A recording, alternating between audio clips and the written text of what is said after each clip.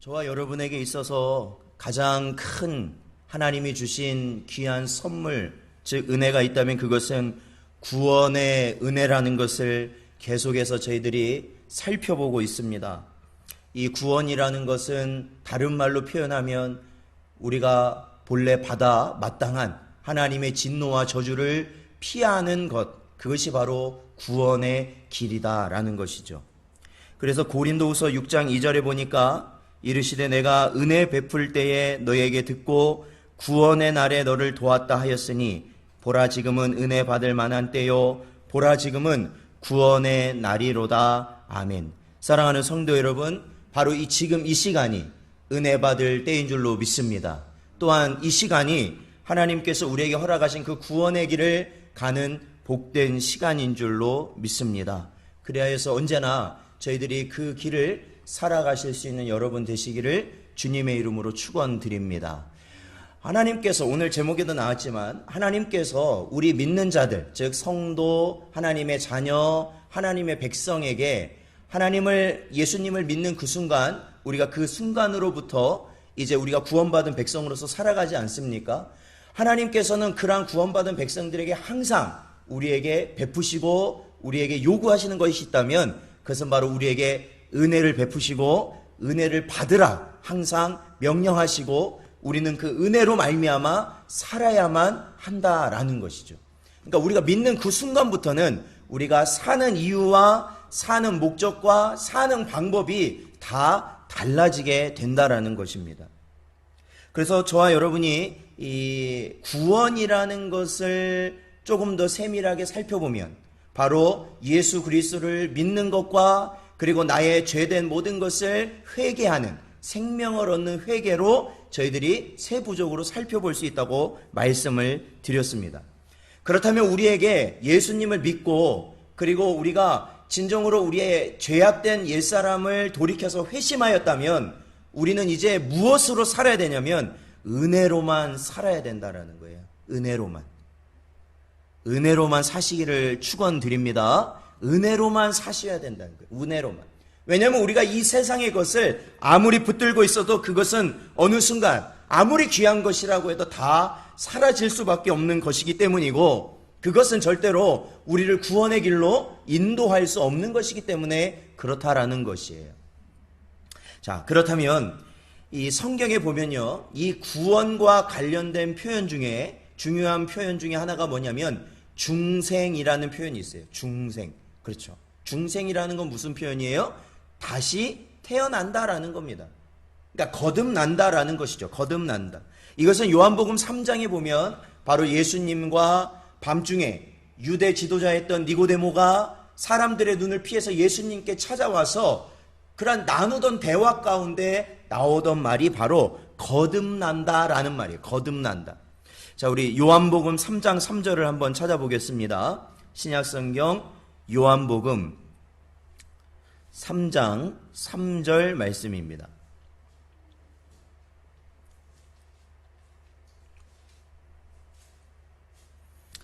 예, 3장 3절 같이 읽어보죠. 시작. 예수께서 대답하여 이르시되 진실로 진실로 내게 이르노니 사람이 거듭나지 아니하면 하나님의 나라를 볼 수 없느니라. 아멘. 그렇습니다. 그러니까 이게 예수님께서 니고데모에게 하시는 말씀인데 이 말씀만 가지고 우리가 생각해 보더라도 결국에는 하나님의 나라를 갈 수 있다. 이게 무슨 말이에요? 구원 아닙니까? 구원. 하나님 나라 간다라는 것은 우리가 소위 말하는 구원이거든요. 그 구원이라는 것은 반드시 뭐가 일어나야 되냐면 바로 중생이라는 거듭남의 사건이 일어나야만 한다라는 것입니다. 우리가 이제 이 요한복음을 이제 계속 보면 예수님께서는 이 거듭남을 뭐라고 말씀하시냐면 육신의, 그러니까 니고데모가 말하잖아요. 그렇다면 선생님, 그럼 우리가 다시 어머니의 뱃속으로 들어가야 합니까? 라고 물어보잖아요. 그런데 예수님은 그것이 아니라 바로 이 거듭남은 물과 성령으로 다시 태어나야 된다라는 것이죠. 그러니까 우리가 영적으로 다시 태어나야 된다라는 것이에요. 사랑하는 성도 여러분, 우리는 거듭난 하나님의 자녀가 맞으십니까? 맞습니까? 그렇다면 생각해 보십시오. 우리가 거듭났다라고 하는데 우리가 예수 믿기 전이 있을 거 아닙니까? 예수 믿기 전. 그러면 예수 믿고 난 후가 있을 겁니다. 그러면 전과 후에 우리의 외모라든지 무언가가 달라진 것이 있습니까? 사실은 외적으로는 없다라는 것이죠. 그렇다면 뭐가 다시 태어났다라는 거예요? 영적으로 다시 태어났다라는 의미가 바로 예수님이 말씀하신 천국을 허락받을 수 있는 거듭남의 은혜다라는 것입니다. 그렇다면 여러분, 아마 자녀를 길러봐서 아시겠지만 자녀가 뱃속에서 10달 동안 어머니의 복중에 있다가 세상을 태어났을 때 태어난 이후에 아기가 그냥 태어나기만 하면 자동으로 자라나요? 어떻게 해야 자랄까요? 제일 중요한 게 뭘까요? 어떻게 해야 자랄까요? 제일 중요한 거. 네, 먹여야 자라죠. 그렇죠. 어머니가 먹여야 자라는 거예요. 젖을 먹여야 자라는 거 아니겠습니까? 아마 자녀를 낳아놓고 그 아이를 그래 너 이제 낳았으니까 네가 알아서 그냥 커라 하면 아이가 그냥 자동적으로 막 이렇게 커지는 그러한 일은 있을 수가 없는 일이죠. 그 아이가 태어나서 아무것도 먹지 못하면 어떻게 됩니까? 죽게 되는 것이죠. 죽게 되는 것이에요. 이것은요, 육적인 성장뿐만 아니라 영적인 성장에서도 마찬가지라는 것이죠. 마찬가지다. 네.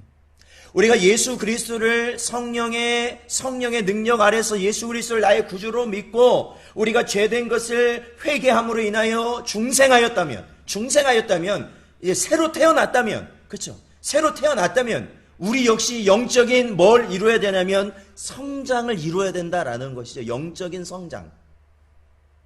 즉 영적인 음식을 먹어야 된다라는 거예요. 영적인 음식. 우리의 영이 아기가 이제 태어났기 때문에 이제 영적인 음식을 채워가야만 성장한다라는 것이죠. 성경에는 그걸 분명히 가르치고 있습니다. 우리 고린도전서 13장 11절을 찾아보겠습니다. 고린도전서 13장 11절 말씀입니다.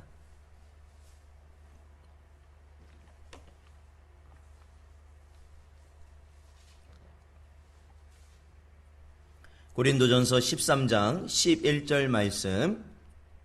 자, 함께 읽겠습니다. 시작.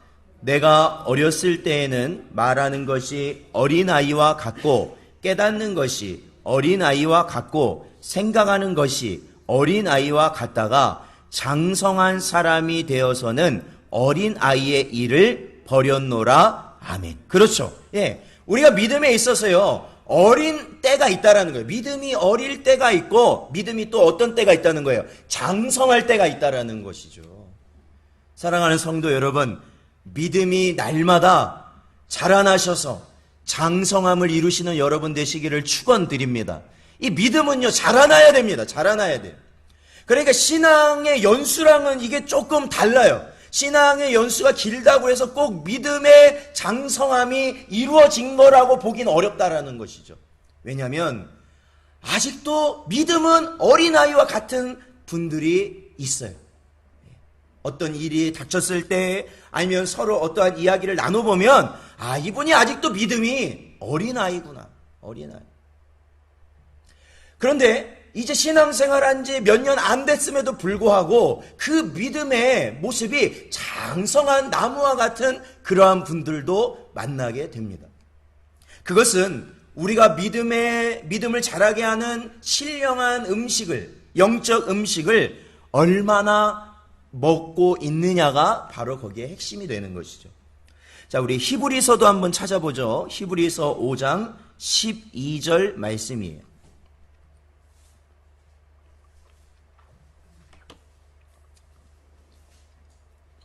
히브리서 5장 12절 말씀입니다. 같이 읽어보겠습니다. 시작. 때가 오래 되었으므로 너희가 마땅히 선생이 되었을 터인데 너희가 다시 하나님의 말씀의 초보에 대하여 누구에게서 가르침을 받아야 할 처지이니 단단한 음식은 못 먹고 젖이나 먹어야 할 자가 되었도다. 아멘. 그렇습니다. 그러니까 이 말씀을 연계해서 생각하면 믿음이 어릴 때는 젖과 같은 신령한 음식을 먹는 것이고, 믿음이 점차 자라면서 또한 어떠한 음식으로 바뀌는 거예요? 단단한 신령한 영적 음식으로 바꿔져야 된다라는 것입니다. 그러니까 믿음의 도에 있어서도 초보가 있는 반면에 그 초보가 아닌 그 이상의 그 깊이가 이루 헤아릴 수 없는 그 깊이를 가진 그 믿음의 경지까지 우리는 나아가야 한다라는 것이죠. 그러니까 먹는 음식이 다르다라는 거예요. 먹는 음식이 다르다라는 거예요.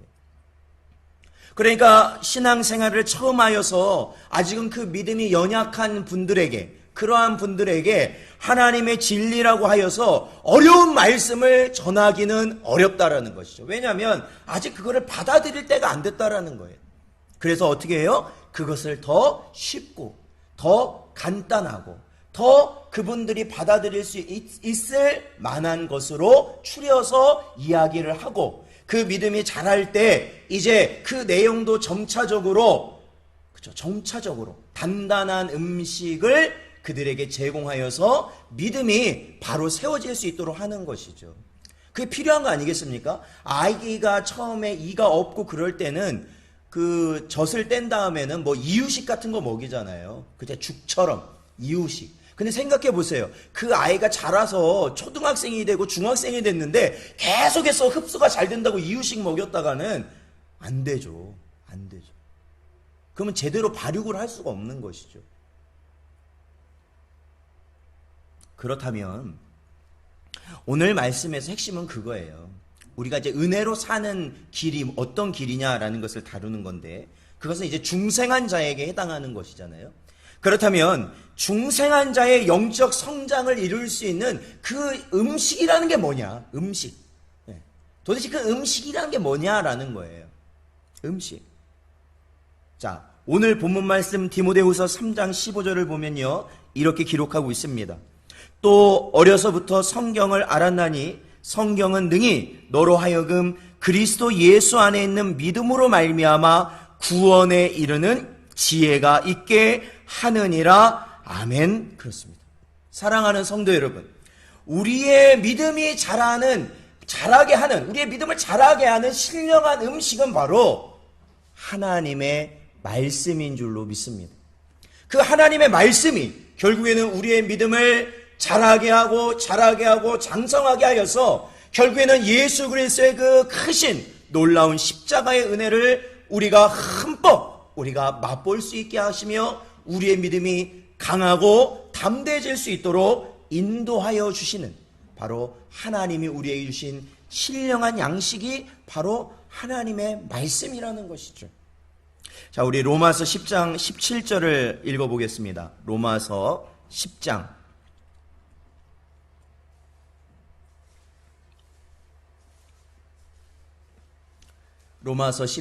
17절 말씀입니다.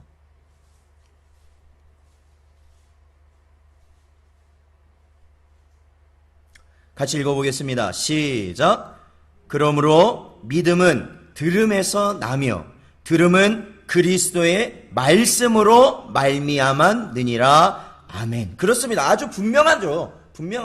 믿음은 어디에서 난다고요? 들음에서 난다라는 겁니다. 근데 그 듣는 그것이 무엇입니까? 바로 주님의 말씀이라는 것이죠. 하나님의 말씀이라는 것이죠. 그러니까 저희가 항상 그 요한계시록 처음에 강의할 때에 처음에 함께 나눴던 게 뭡니까? 읽고 듣고 순종합시다라는 거 아닙니까? 읽고 듣고 순종합시다.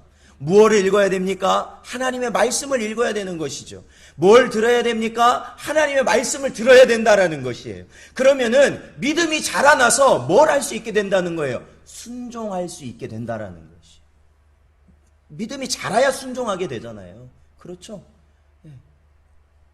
믿음이 자라야 이 순종을 하게 되는 것입니다. 이 순종이라는 것은 이 어거지로, 그러니까 자신은 할 마음이 없는데 어떤 다른 강압적인 것으로 인하여서 어거지로 하는 것이 순종이 아닙니다. 자원하는 마음이 있어야 된다라는 것이죠. 그 자원하는 마음이 나타나기 위해서는 뭐가 우리 마음속에 자라야 된다고요? 믿음이 자라야 된다. 믿음이 자라야 돼. 그러기 위해서는 우리에게 주님의 말씀을 들어야 한다라는, 주님의 말씀을 들어야 돼요. 그리고 주님의 말씀을 읽어야 한다라는 것이죠.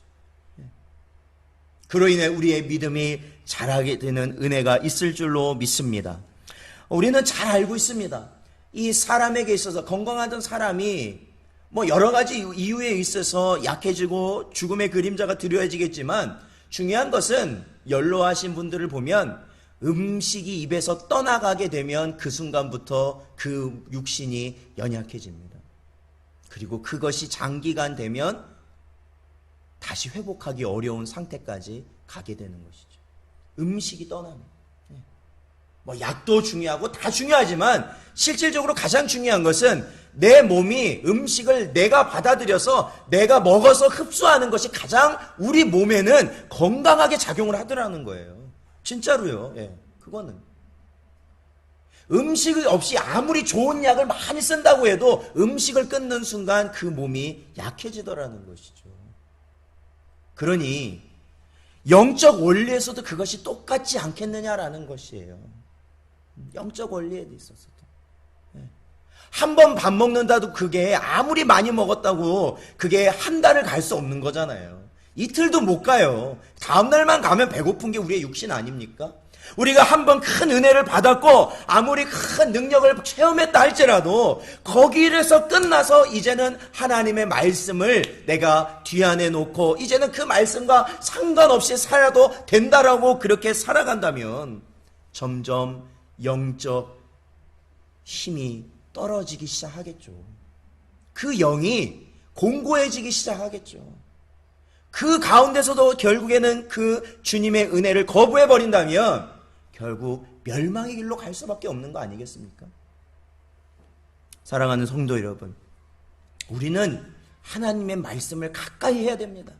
언제까지요? 주님이 부르시는 그 순간까지예요. 주님이 부르시는 그 순간까지.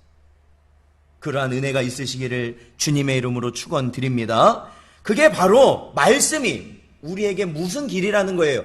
은혜로 살 수 있는 길을 우리에게 보여주는 길이다라는 거예요. 말씀. 그래서 말씀인 거죠.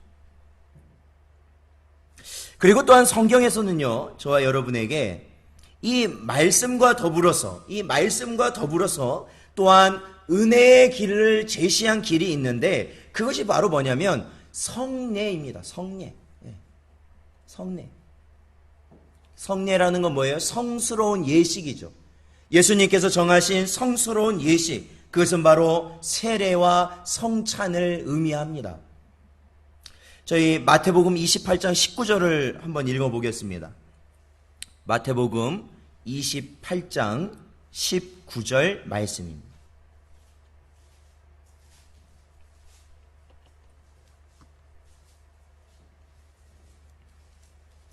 마태복음 28장 19절 말씀 함께 읽겠습니다. 시작.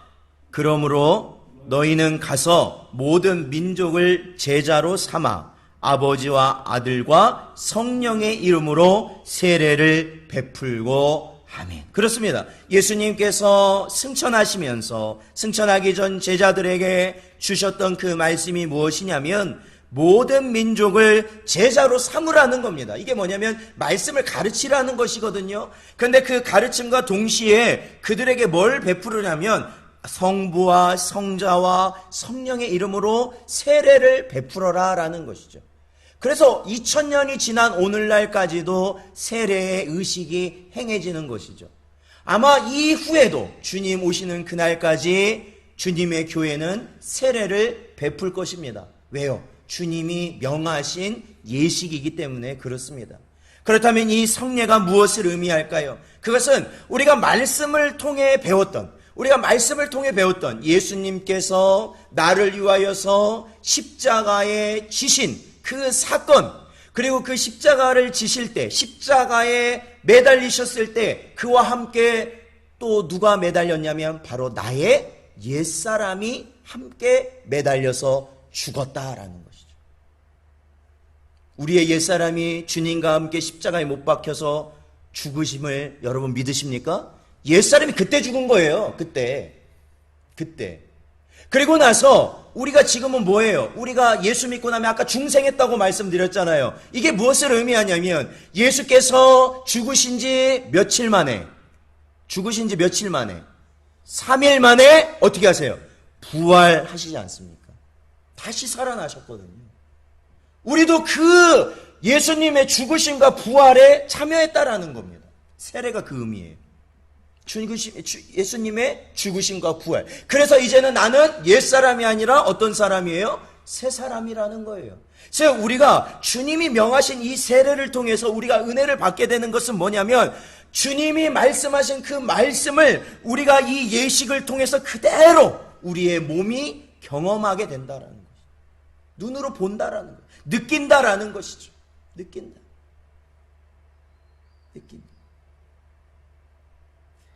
그리고 또 하나의 예식이 있습니다. 우리 고린도전서 11장 찾아보죠. 고린도전서 11장 23절부터 26절까지 말씀입니다.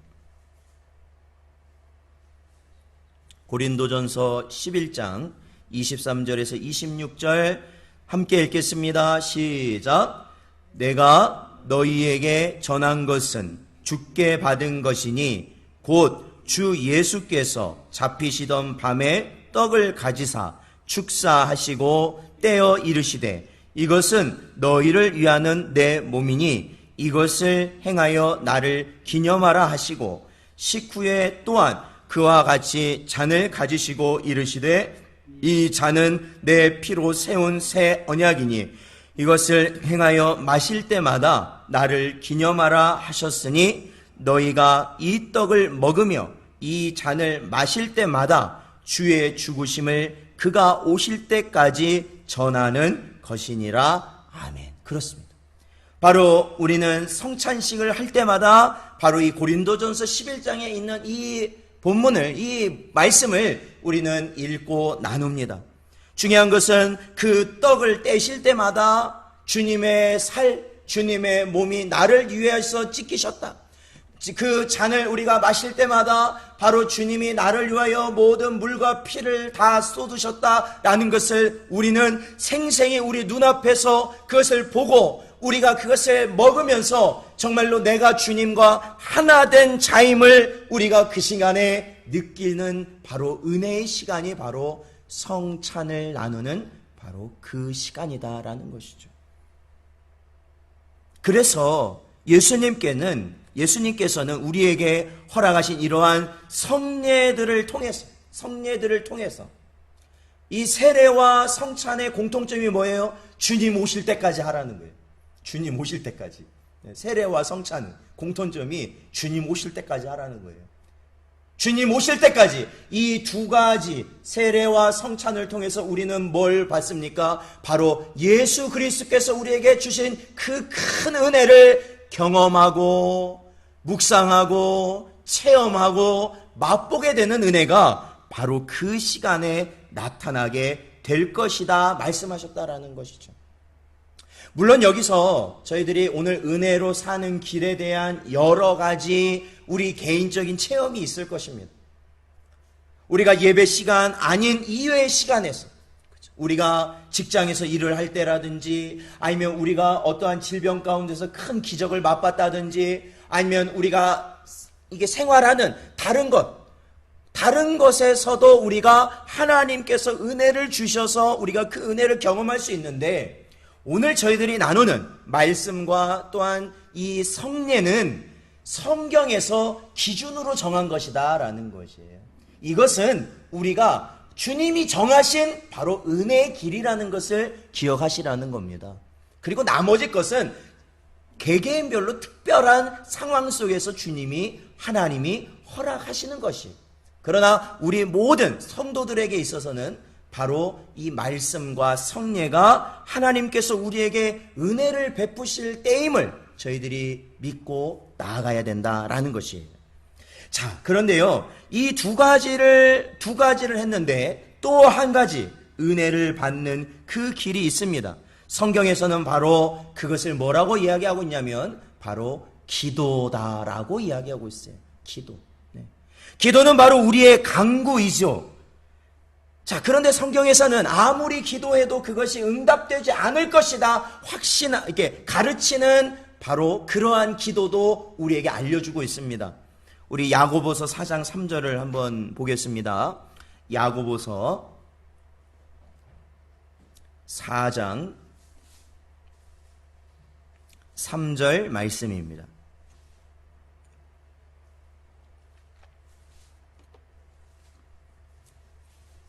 야고보서 4장 3절 말씀, 자, 함께 읽어보죠. 시작. 구하여도 받지 못함은 정욕으로 쓰려고 잘못 구하기 때문이라. 아멘. 그렇습니다.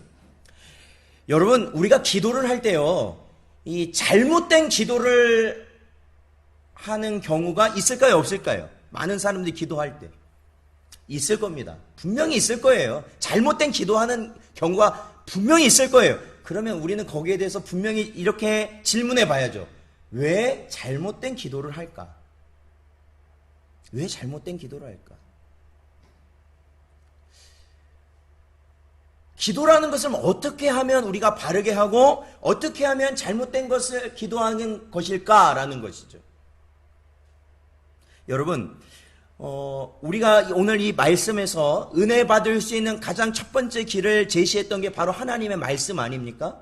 사랑하는 성도 여러분, 우리가 바른 기도를 한다는 것은 바로 바른 말씀을 우리가 취하여 받아야만 바른 기도가 나올 수 있다는 것을 기억하셔야 됩니다. 이 기도라는 것은 말씀을 바탕으로 나오는 것이 기도기 때문에 그래요. 그러니까 이렇게 생각하시면 돼요. 그러니까 가정 환경을 보면 아이가 자랄 때 그 주변에 있는 사람들이 다 어렸을 때부터 그 아이가 자라는 순간부터 어렸을 때부터 그 뭐 부모도 그렇고 형제도 그렇고 친척도 그렇고 다 욕을 일삼는 가정에서 자랐다고 해봐요. 그럼 그 아이가 자랐어요. 그 아이가 가장 많이 쓰는 말이 뭘까요? 뭐겠어요? 이 욕이겠죠. 뭔가 좀 이해가 되십니까? 들어간 게 나오는 거예요. 쉽게 말하면 들어간 게. 그러니까 나한테 들어간 게 나오는 겁니다. 들어간 게 나오는 거예요. 단순히 우리가 먹는 음식만 그러는 게 아니에요. 우리 머릿속에 들어간 게 나오는 거예요, 사실은. 우리의 영 속에 들어간 게 나오는 겁니다. 하나님의 말씀이 들어가면 우리가 기도할 때 뭐가 나올까요? 주님의 말씀이 나오겠죠. 그것이 곧 뭡니까? 아버지의 뜻을 위하여서 기도할 수밖에 없죠. 왜? 하나님의 말씀만 들어왔기 때문에 그렇다라는 것이죠. 하나님 말씀.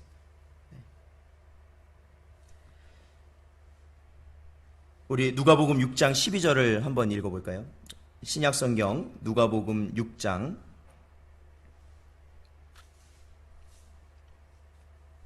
12절 말씀. 예수님께서 이제 이 땅에 공생의 사역을 하실 때 한 모습을 그려놓은 부분입니다. 누가복음 6장 12절 같이 읽어보겠습니다. 시작.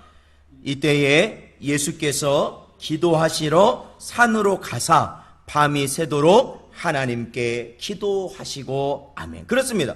밤이 새도록 주님은 그 힘든 사역을 감당하면서도 기도하셨다라는 것이죠. 예.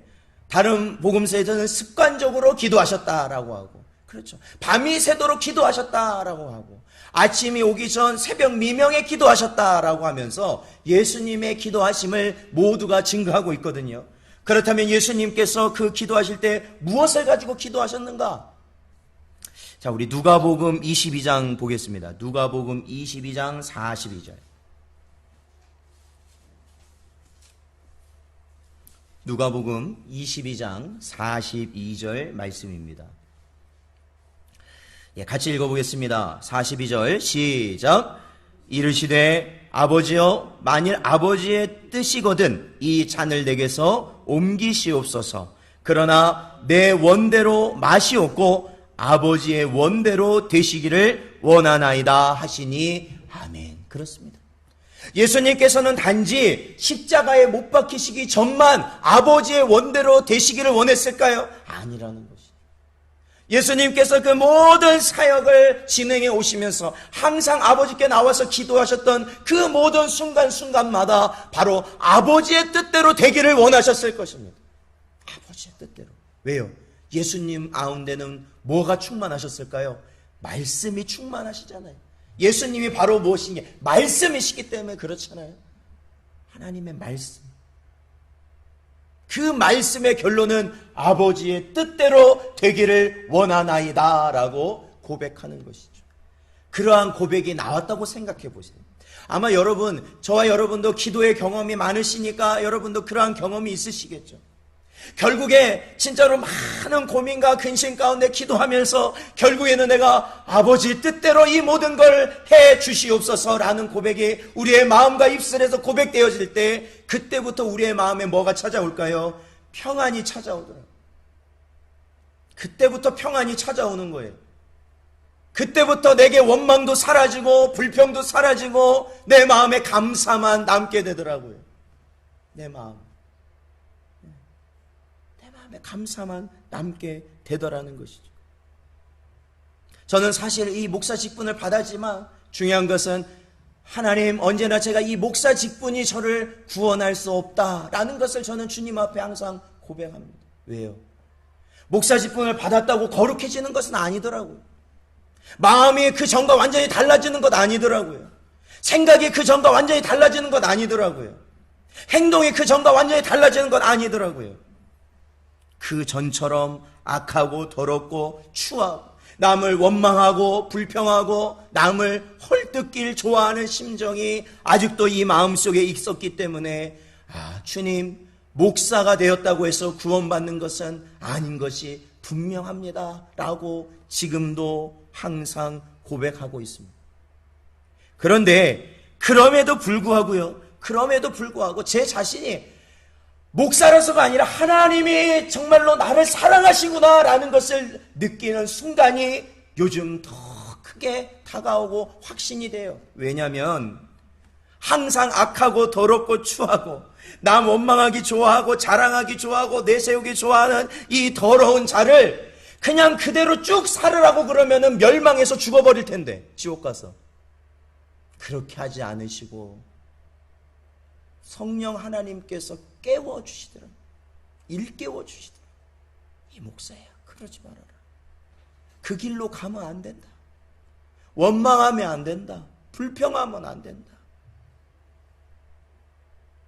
그래서 그 순간 저는 주님이 지금도 하늘 보좌 우편에서 나를 위해 기도하고 계십니다. 나를 위해 기도하고 계십니다. 그래서 정말로 죄를 진다면 끝장까지 볼 나인데도 불구하고 하나님은 그 끝장을 보지 않게 하시고 다시 돌이키시는구나. 그것을 경험하면 경험할수록 하나님은 살아계시고 내가 하나님의 은혜로 말미암아 구원받은 자임을 정말로 확신하지 않을 수가 없었다라는 것입니다. 사랑하는 성도 여러분, 오늘도 저와 여러분은 주의 말씀을 듣고 이제 하나님이 또 허락하신 그 삶을 살아갈 것입니다. 근데 그 하나님이 허락하신 그 삶을 살아갈 때에 하나님께서 우리를 향하신 그 사랑과 그 은혜와 하나님께서 우리에게 요구하시는 것들이 오직 성령 하나님이 우리를 인도하심 가운데 이루어지고 있음을 여러분 믿으시기를 주님의 이름으로 축원드립니다. 그리고 성령께서 저희가 죄를 져도 우리나라는 끝장 보는 걸 좋아하잖아요. 예, 술을 마셔도 끝장을 봐야 된다는 그런 말이 있고 뭘 해도 다 끝장을 봐야 된대요. 끝장을 봐야 속이 시원하지 끝장을 안 보면은 일이 안 잡힌대. 손이 안 잡혀. 그 중간에 놔두고 가면. 그러나 죄에 대해서는 주님께서 우리에게 하시는 말씀을 듣고 다시 돌이켜서 은혜의 길, 말씀의 길, 기도의 길, 그리고 주님이 우리를 위해 죽으신 그 모든 구원의 은혜를 바라보며 그 은혜의 길로 살아가시는 여러분 되시기를 주님의 이름으로 축원드립니다.